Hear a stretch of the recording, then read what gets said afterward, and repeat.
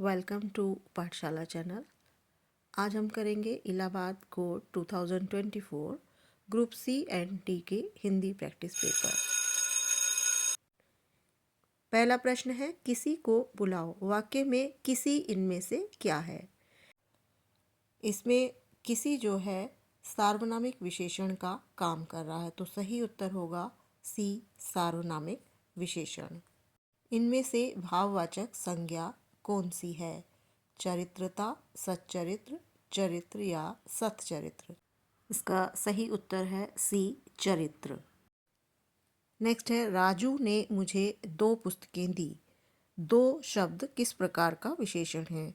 विशेषण होते हैं जो संज्ञा की विशेषता बताते हैं।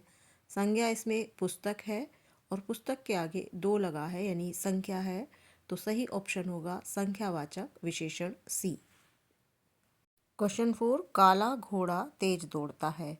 इसमें क्रिया विशेषण कौन सा होगा?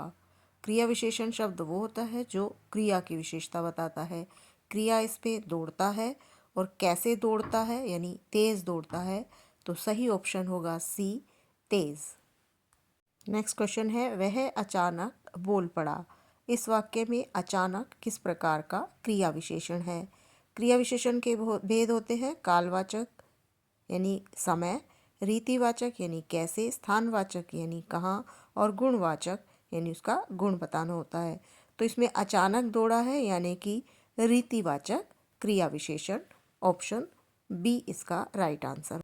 सप्तशती का तद्भव रूप कौन सा है? 77, 87, 17 या सतसई। सतसई इसका सही आंसर होगा।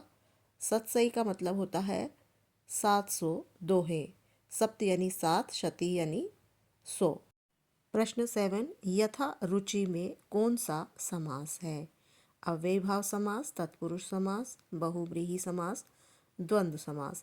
यथा रुचि यानी रुचि के अनुसार, जिसमें भी यथा आता है उसमें अव्ययीभाव समास आपको लिखना है। सही ऑप्शन है ए, अव्ययीभाव समास। अत्यल्प का सही संधि विच्छेद कौन सा है?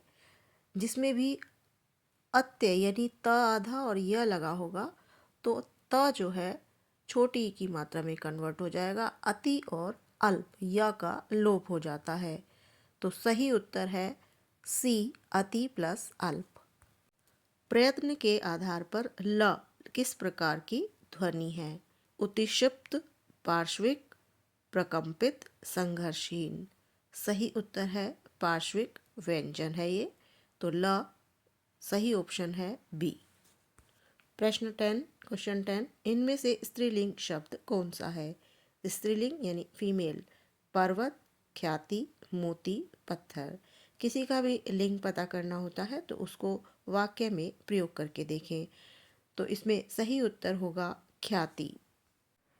इनमें से कोदंड का पर्यायवाची कौन सा शब्द है?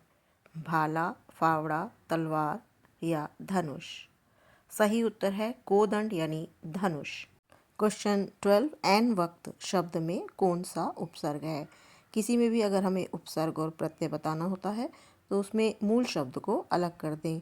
एन वक्त, इसमें वक्त जो है मूल शब्द है, बाकी बचा एन, तो हमारा ऑप्शन होगा डी, एन करेक्ट आंसर। जिस पर हमला ना किया गया हो, इसके लिए उपयुक्त शब्द कौन सा है?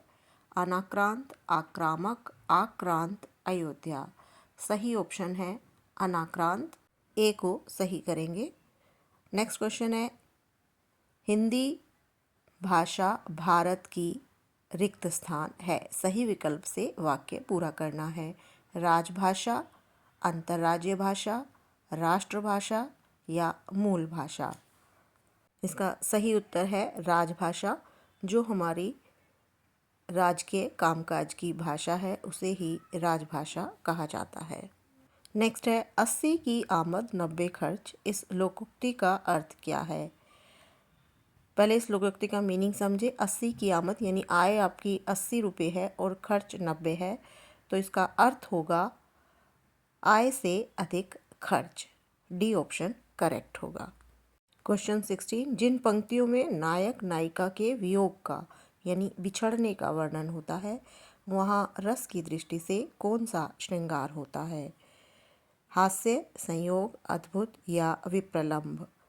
नायक नायिका के वियोग और संयोग से रस जो होते हैं, संयोग श्रृंगार जब मिलन होता है, वियोग जब बिछड़ना होता है, और वियोग को ही विप्रलंभ भी कहते हैं। तो सही उत्तर होगा डी ऑप्शन, विप्रलंभ।